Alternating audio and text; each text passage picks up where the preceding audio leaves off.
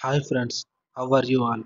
ఈ వీడియోలో మీతో షేర్ చేసుకునేందుకు బాయ్ సంధు అనే బంగ్లా మూవీ స్టోరీతో వచ్చేసాను. ఇక ఏమాత్రం లేట్ చేయకుండా స్టోరీలోకి వెళ్ళిపోదాం. Let's begin the show.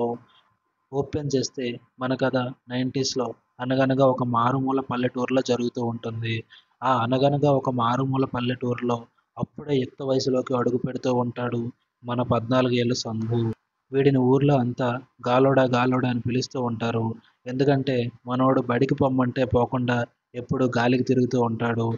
ఇంట్లో వాళ్ళతోనే కాకుండా ఊర్లో వాళ్ళతో కూడా దెబ్బలు తింటూ ఉంటాడు. ఇంట్లో వాళ్ళు ఎన్ని చెప్పినా కానీ వీడికి సిగ్గనేదే రాదు. చెప్పి చెప్పి చిరాకు వచ్చి ఇలా కాదని చివరికి వీడిని తీసుకెళ్లి పక్కూర్లో ఉండే జమీందారు గారి ఇంట్లో పనికి పెడతారు.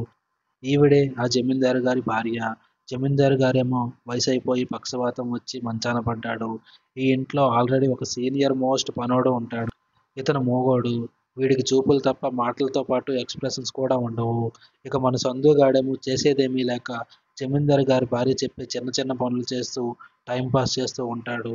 ఇలా ఉండగా వీళ్ళ ఊర్లో ఉండే ఒక దయామయుడు సిటీకి వెళ్ళి మరి డీవీడీ ప్లేయర్ రెంట్‌కి తీసుకొస్తాడు. వస్తూ వస్తూ వాటితో పాటు 4 మంచి మలయాళం సినిమా క్యాసెట్లు కూడా పట్టుకొస్తాడు. వాటిని తీసుకొచ్చి టికెట్లు పెట్టి వారం పాటు మిడ్‌నైట్ మలయాళం షోలు నాన్ స్టాప్‌గా వేస్తూ ఉంటాడు. ఊర్లో ఉండే యూత్ అంతా ఎగబడి ఎగబడి మరీ చూస్తారు. ఊర్లో ఇంత జరుగుతుంది. మన గాలోడు మాత్రం ఖాళీగా ఉంటాడా? వారం పాటు ఒక్క షో కూడా మిస్ కాకుండా చూస్తాడు. చూసి ఊరుకుంటాడా? నేను వయసుకు వచ్చాను, పరువానికి వచ్చాను అని సాంగ్ కూడా అందుకుంటాడు. ఆ మలయాళం సినిమాల ఎఫెక్ట్ మనోడిలో కదలికలు మొదలయ్యి కాన్సంట్రేషన్ జమీందార్ గారి భార్య వైపు వెళ్తుంది. పని చేస్తున్నట్టే నటిస్తూ ఆమె వైపుకు దొంగ చూపులు చూడటం, తలుపు సందుల్లో తొంగి చూడటం, ఇలా రకరకాల విన్యాసాలు చేస్తూ ఉంటాడు. మనోడి విన్యాసాలు మరీ ఎక్కువయ్యేసరికి రాత్రులు కల్లో కూడా ఆమె వస్తూ ఉంటుంది. ఇక సంజుగాడి వయసుకు వచ్చాం ప్రోగ్రాం ఇలా నడుస్తూ ఉండగా ఒకరోజు జమీందారు గారి భార్య రోజూలాగానే ఒక లిస్ట్ చేతికి ఇచ్చి వెళ్ళి సరుకులు తీసుకొని రమ్మంటుంది. సరే అని సందు కూడా వెళ్తాడు. అయితే షాపుకి వెళ్లకుండానే దారి మధ్యలోనే తెలుస్తుంది ఆ రోజు షాప్ బంద్ అని. దాంతో మనోడు తిరిగి వెనక్కి వచ్చేస్తాడు.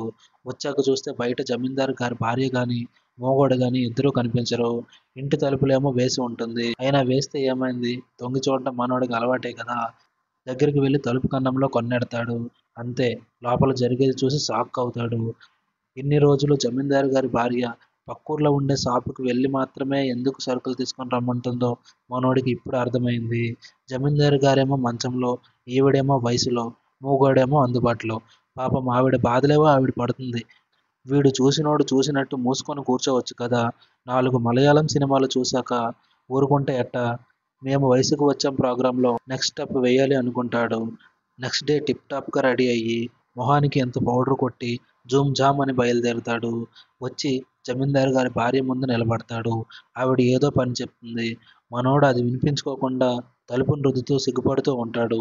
ఆవిడ ఏందిరా వినిపించలేదా అంటే, వీడేమో వినిపించలేదు కానీ కనిపించింది.